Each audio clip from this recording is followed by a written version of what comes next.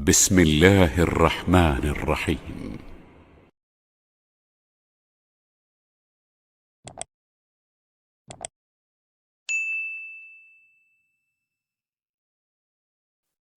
Tentu hikmah diperintahkannya potong tangan pencuri ini ada teman-teman sekalian ya. Ya seperti di Saudi diterapkan hukum, saya tidak tahu di sini, tapi kalau di Saudi diterapkan, kalau ada pencuri malam Jumat diiklankan di TV, di radio, di segala macam, besok si fulan disebutkan namanya dari negara mana telah mencuri di toko ini, diceritakan kronologis pencuriannya, besok akan dia kena ayat tadi yang kita bacain ini, laki-laki pencuri, perempuan pencuri, potong tangan keduanya dan seterusnya. Besok di Masjid Nabawi misalnya, habis sholat Jumat nanti kita akan datang ke satu lokasi, di situ ada mobil polisi yang membawa, mobil penjara yang membawa orang ini, pencuri ini, ada mobil ambulan yang akan mengurus setelah tangannya dipotong, ada tim medis yang mengurusnya, dan ada mobil pengadilan yang melapor kepada raja kalau sudah dieksekusi. Nanti orang itu ditaruh tangannya di atas meja, kemudian diikat tangan kirinya, tangan kanan ditaruh, lalu dipotong telapak tangannya. Ya. Potongan tangan ini banyak orang yang mengatakan kejam, keras, segala macam. Ini sebenarnya teman-teman orang yang tidak pernah menghadapi pencurian. Kalau kita pulang ke rumah kita dapat pencuri dan kita lihat ada pisau dekat tangan kita, bukan cuma tangannya kita potong, mungkin kita akan tusuk badannya.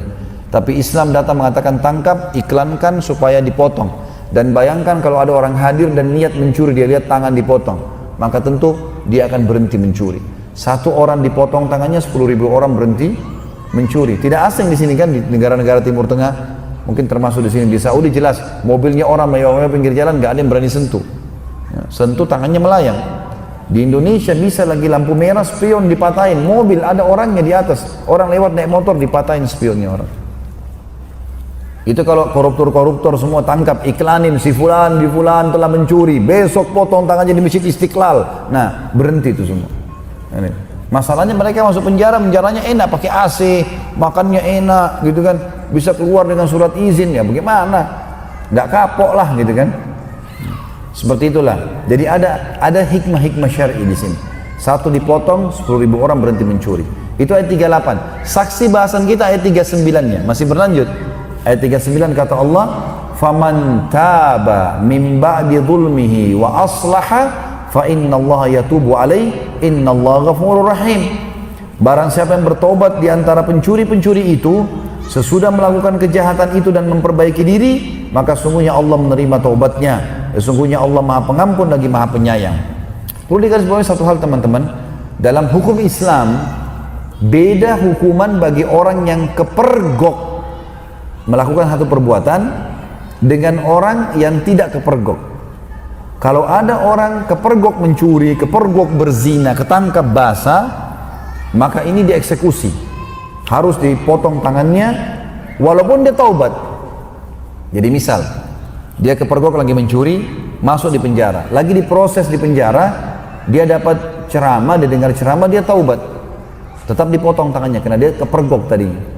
Tapi kalau tidak kepergok, misal ada orang pernah mencuri di antara seseorang di luar sana mungkin pernah mencuri, insya Allah di sini tidak ada. Kalau ada orang pernah mencuri di luar sana, kemudian dia sekarang tahu hukumnya, oh nggak boleh nih, haram dalam Islam.